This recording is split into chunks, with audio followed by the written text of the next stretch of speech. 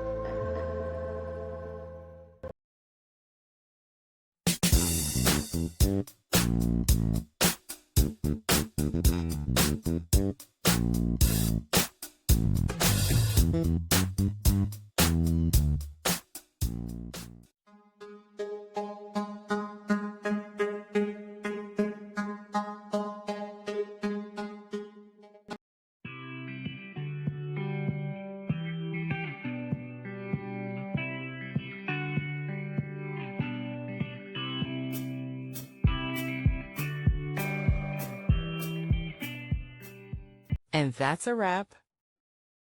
I hope you found the answer you were looking for. If you did, take a second to hit that subscribe button. It really helps out. And let me know in the comments which solution worked best for you. See you next time in the debug zone.